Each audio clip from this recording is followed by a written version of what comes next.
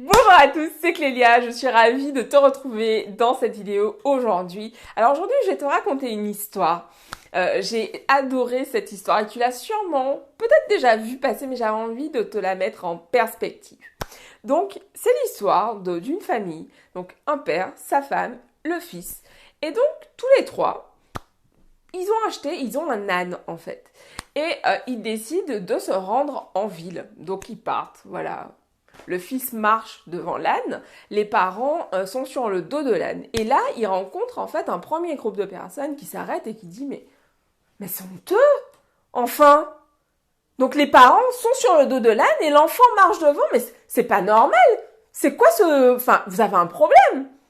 Donc là, du coup, ils se sentent tout penauds, quoi. Donc ils se disent, bon bah, ok, bah, on va faire monter notre fils sur le dos de l'âne, quoi. Enfin, désolé, enfin, on savait pas, quoi. Donc là, le fils monte sur le dos de l'âne et les parents, donc, qui sont devant. Ils avancent, ils marchent. Et là, ils rencontrent un autre groupe de personnes qui, cette fois-ci, dit mais c'est inadmissible. Mais franchement, donc, les parents sont devant et le fils qui est en bonne santé, qui est plein d'énergie, lui, c'est lui qui est sur le dos de l'âne. Mais c'est quoi le souci? Enfin, mais qu'est-ce qui va pas chez vous? C'est pas normal. Donc là, ils se disent, ok, enfin, bon, bah là, du coup, ce que je vais faire, c'est que je vais mettre juste ma femme, le personnage, je vais mettre juste ma femme sur le dos de l'âne et on va continuer à avancer. Je le donne en mille. Il rencontre un autre groupe de personnes qui dit, mais comment ça se fait que ce soit uniquement la mère qui soit sur le dos de l'âne? Et vous, monsieur, vous n'êtes pas fatigué? Et votre fils, il est pas fatigué? Donc là, ils se disent, ça commence à être un peu compliqué là, putain, qu'est-ce qu'on fait? Donc ils se disent, on va tous les trois monter sur le dos de l'âne. Donc tous les trois, ils sont sur le dos de l'âne, ils avancent. Et là, bien sûr, ils rencontrent encore un groupe de personnes qui dit, mais vraiment, c'est honteux. Donc le pauvre âne, la pauvre bête, vous êtes tous les trois sur son dos, vous sentez pas que vous exagérez? Franchement. Donc là, ils se disent, mais merde, quoi, enfin, qu'est-ce qu'on fait? Je m'arrête là. Je pourrais continuer comme ça encore longtemps.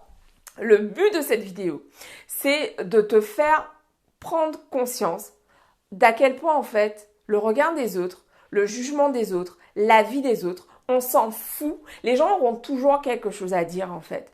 Peu importe ce que tu décides de faire, il y aura toujours quelqu'un pour qui ce ne sera pas le bon moment, pour qui ce ne sera pas la bonne décision, la bonne façon de faire. Oui, mais tu aurais pu faire différemment. Oui, mais tu aurais pu faire un autre moment. Oui, mais tu aurais pu faire ci, ça, etc. Souvent, ce qui se passe, et je le vois vraiment sur les réseaux sociaux, c'est qu'il y a énormément de conseilleurs. Et il y a une expression en Guadeloupe qui dit les conseillers, pas les payés. Donc ça veut dire que ceux qui conseillent, ce ne sont pas ceux qui passent à la caisse après. Donc ça veut dire que si aujourd'hui tu as pris la décision de faire quelque chose, que c'est juste pour toi, que ce que tu fais c'est juste pour toi et que voilà, tu ne le fais pas au détriment de quelqu'un d'autre. Va avec ce qui est juste pour toi, on s'en fout complètement, royalement de ce qu'en pensent les autres. Le plus important, c'est ce que toi, tu en penses. Le plus important, c'est que ce soit juste pour toi.